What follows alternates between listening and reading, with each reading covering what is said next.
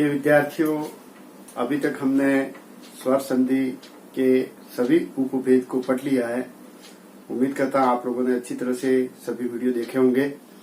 आज हम एक टेस्ट लेने जा रहे हैं और इस टेस्ट को आप देखेंगे तो इसमें स्वर संधि के सभी उदाहरण मैंने शामिल किए हैं और अभ्यास के द्वारा हम देखेंगे। मेरी आप लोगों से एक रिक्वेस्ट ये है कि अभी मैं जो सॉल्व करने जा रहा हूं उसके पहले आप स्वयं एक बार इस वीडियो को स्टॉप करके जो आगे मैंने एग्जाम्पल लिख रखे हैं, ये एग्जाम्पल जो दिख रहे हैं, तो उसका स्क्रीनशॉट ले लें आप और इसके बाद स्वयं सॉल्व कर लें। पूरा सॉल्व करने के बाद अब मैं सॉल्यूशन जो दे रहा हूं उस सॉल्यूशन को आपको देखना है। इससे आपका एक टेस्ट हो जाएगा कि आप कितने सही कर पाए, कितने गलत कर पाए, और दूसरा त्रुटि क्या हुई वो भी आप अपना खुद का परीक्षण आप कर लेंगे। तो आइए शुरू करते हैं। आज इस टेस्ट के द्वारा हम देखते हैं कि स्वर संधि को हमने कितना समझा है।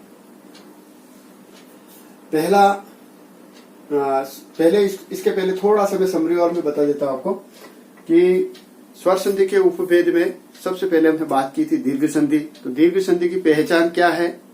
आ, ई और उ।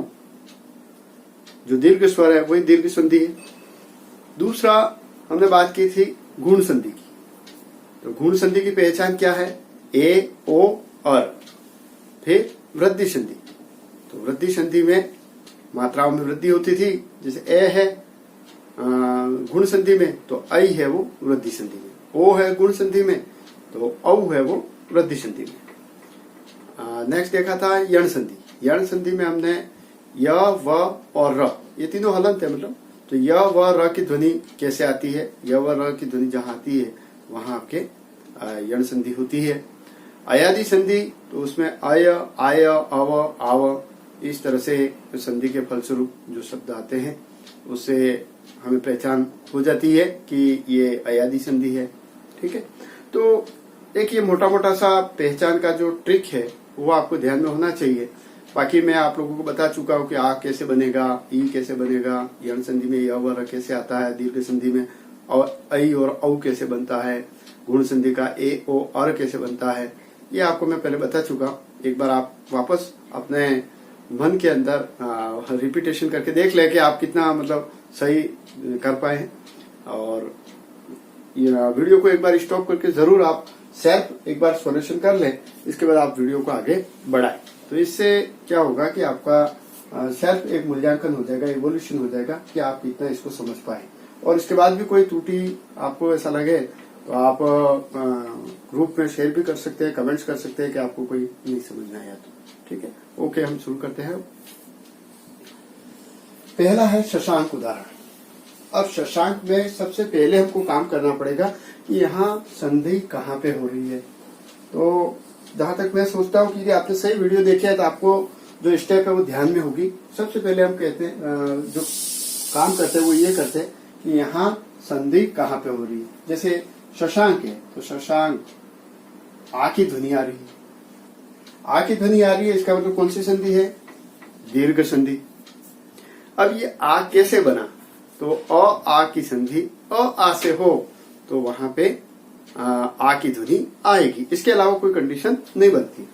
तो हम देखें अब शशांक, तो आ की ध्वनि है। अब आ की ध्वनि के संधि विच्छेद करते हैं इसको। तो शश धन अंक। आपको बता दूं शश का मतलब होता है चंद्र, खरगोश, और अंक मतलब गोद, और शशांक का मतलब होता है चंद्र। चंद्रमा का पर्यायवाची शब्द भी है, शायद आपको जानकारी होगी। चलिए आगे देखें। अब यहाँ कोई दिक्कत तो नहीं होनी चाहिए क्योंकि अ और अ मिलके क्या बना रहे हैं? आ। चलिए अगला उदाहरण देखते हैं। स्वाध्याय, ये भी बहुत अच्छा उदाहरण है। स्वाध्याय के अंदर हम देखते हैं तो संधि कहाँ पे हो रही है? नंबर 1 तो आ की ध्वनि यहाँ पे आ रही, स्वाध्याय। अब जैसे यहाँ यण संधि का भी ये अध्याय बनता है, अधिजन है, लेकिन अभी हम इस पे बात करते हैं। आप स्वाध्याय, तो यहाँ देखें आप आ की ध्वनि, और आ की ध्वनि के विच्छेद करते हैं तो पहला बना स्व और दूसरा अध्याय। अब इसके भी आप संधि विच्छेद करना चाहें तो अध्याय में भी संधि विच्छेद है, शॉर्ट में मैं बता देता हूँ। तो वैसे दूसरे उदाहरण आएंगे आपके पास।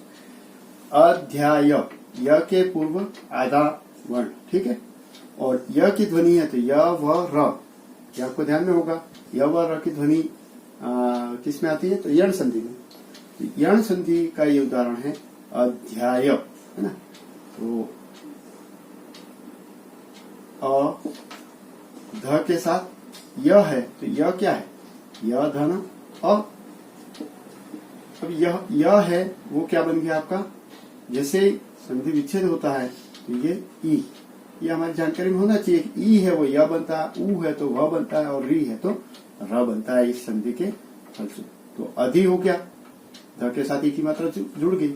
अब यहाँ क्या बचा? यह तो आपका चला गया है, यहाँ क्या बचा है? और ये आ की मात्रा है, मतलब जैसे यहाँ आ है ये लिख लेते हैं। तो यहाँ क्या बचा? आय, तो अधि धन आय, ठीक है। तो स्वधन अध्याय, स्वाध्याय का संधि विच्छेद होगा स्वधन अध्याय, और अध्याय में भी संधि विच्छेद है अधिधन आय, ठीक है। नेक्स्ट बढ़ते श्रावक। श्रावक शब्द है, हम यहाँ पर देखते हैं कि संधि कहाँ पे हो रही है और ध्वनि क्या आ रही है। तो श्रावक शब्द है, इसमें आप देख रहे हैं ध्वनि है आव की। कौन सी ध्वनि है? आव। अब आव ध्वनि कब बनती है ये आपको ध्यान में आना चाहिए। तो आव है मतलब अयादि संधि का उदाहरण, और अयादि संधि में अव और आव दोनों बनते हैं। अव है तो ओ की ध्वनि हो तो अव बनेगा, और औ की ध्वनि हो तो आव बनेगा। तो स्र के साथ औ की ध्वनि स्रव, और अब आव तो यहाँ ये व के साथ ये वही कंडीशन है, व धन अ है तब ये व। तो आव तो निकल चुका है यहाँ से, ये औ बन गया। अब क्या बचा यहाँ पे? और क, तो श्रव धन अक श्रावक। श्रावक एक जैन समाज में जो सन्यासी होते हैं उनको श्रावक भी कहा जाता है। तो श्रावक शब्द उनके लिए काम में लाया जाता है। चलिए आगे बात करें। मातृधन अनुमति, मातृनुमति। तो मातृत्र त के साथ र की ध्वनि है, ठीक है। अब ये त के साथ र की ध्वनि कब बनती है? तो यहाँ ये यण संधि का उदाहरण है। जब हम यण संधि की बात करते हैं तो य व और र बनते हैं। अब य व र कब बनते हैं? ई है तो य बना, व है तो ई है तो य बना, ऊ है तो व बना, और री है तो र बना। तो माँ त और त के साथ री की मात्रा, और यही मात्रा संधि विच्छेद के बाद त के साथ र बन जाता है, तो मातृ, ठीक है। ये त धन र है।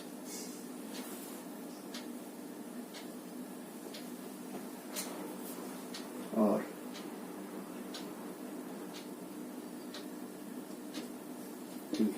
ये स्थिति।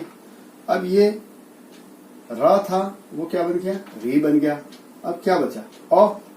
अनुमति, मातृ धन अनुमति, तो मातृनुमति। और कौन सी संधि? तो यण संधि, ठीक है।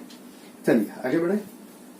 सत्याग्रह, ये बहुत ही सरल वैसे उदाहरण है, और आ की ध्वनि आ रही है, सत्या या के साथ आ की ध्वनि, और आ की ध्वनि है, इसका मतलब कौन सी संधि हुई? दीर्घ संधि। तो दीर्घ संधि में आ की ध्वनि संधि विच्छेद किया तो सत्य अ हुआ, और आग्रह सत्या। आगे देखते हैं योगेंद्र। योगेंद्र तो संधि कहाँ पे हो रही है? घ के साथ ए की मात्रा, और ए ओ और, इसका मतलब गुण संधि। अब ये एक कब बनता है ये हमारी जानकारी में होना चाहिए, क्योंकि पहले मैं बता चुका हूं कि अ और ई की संधि या अ आ की संधि ई से हो तो ए की ध्वनि आती है। या देखते हैं योग, ठीक है, और धन इंद्र, अ और ई मिले ए की ध्वनि हुई और योगेंद्र शब्द बनता है। तो इसका संधि विच्छेद योगेंद्र का योग धन इंद्र। संधि गुण संधि। श्रद्धांजलि, श्रद्धांजलि शब्द है। अब यहां पर भी यही देखें, पहले संधि कहां हुई, आ की ध्वनि आई। अब आ की ध्वनि का विच्छेद करते हैं तो श्रद्धा शब्द बनता है पहला,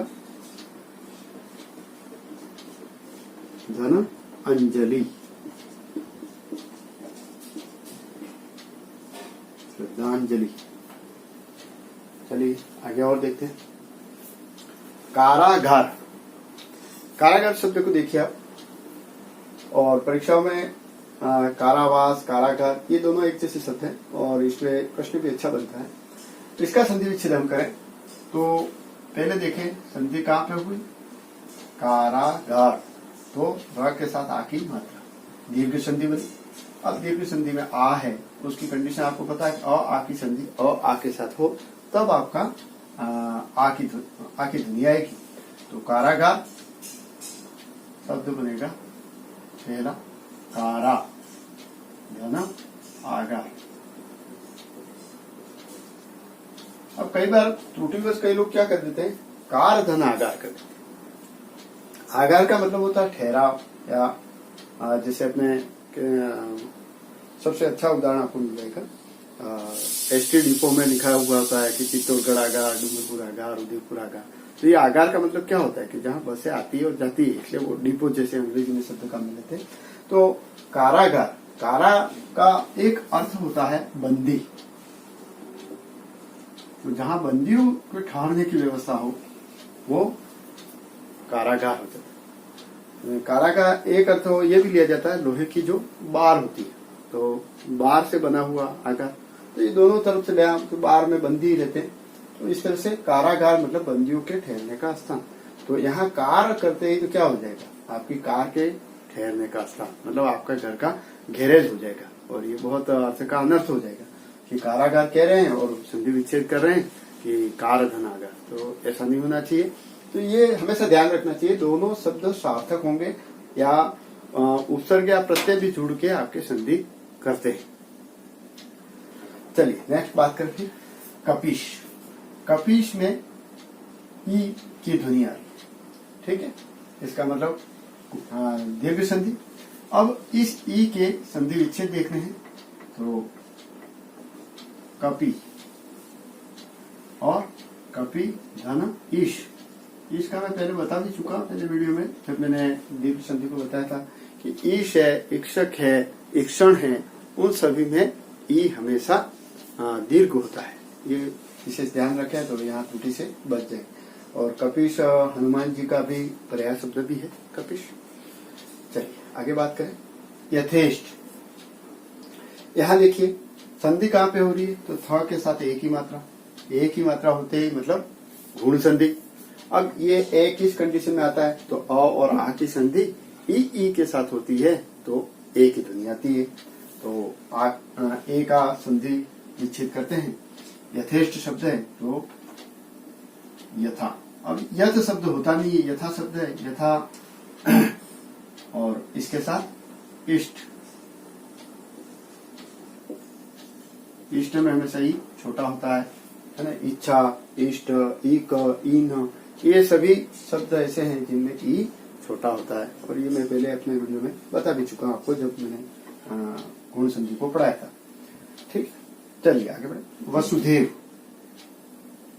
ध के साथ आई की मात्रा, दो मात्रा मतलब मात्रा की वृद्धि। तो मात्रा की वृद्धि है तो हम जानते हैं कि जहां मात्रा की वृद्धि होती है वो वृद्धि संधि।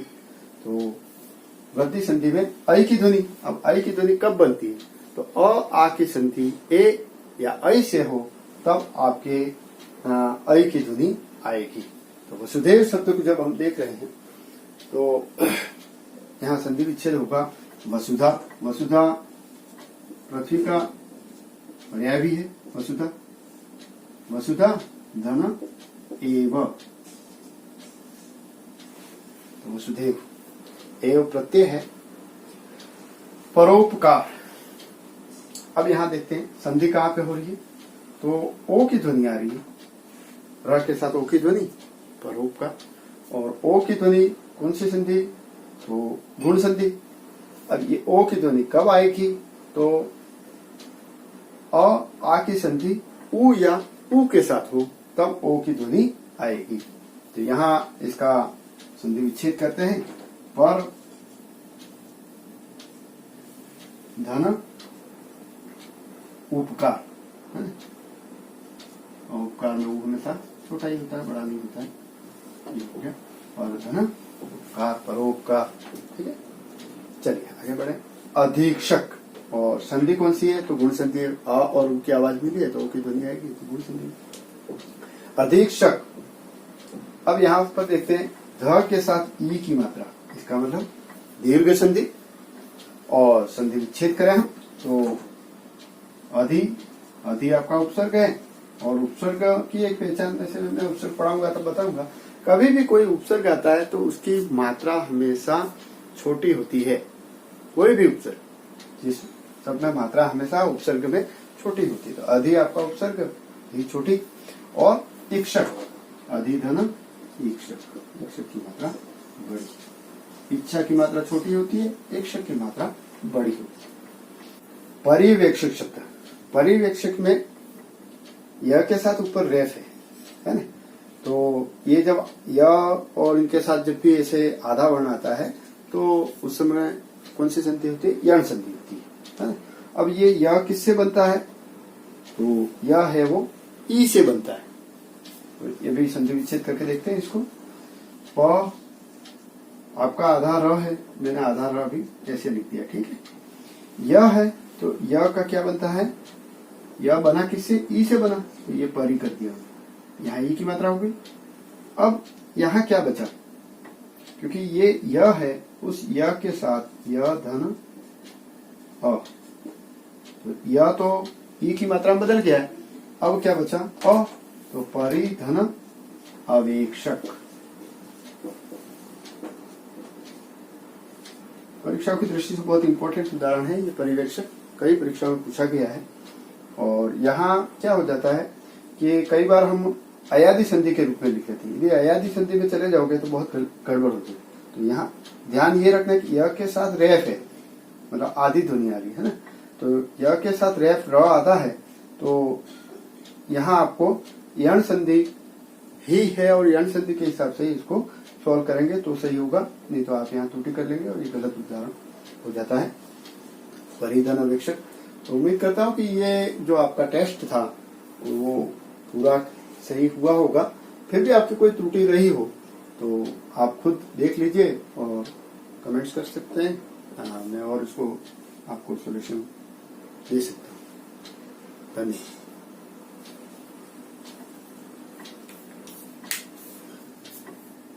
यदि आपको मेरा वीडियो पसंद आया हो तो लाइक करना मत भूलें, और कंटिन्यूस अपडेट के लिए सब्सक्राइब बटन पर क्लिक करके बेल आइकन दबा देना, जिससे आपको मेरा नेक्स्ट वीडियो का नोटिफिकेशन मिल जाए।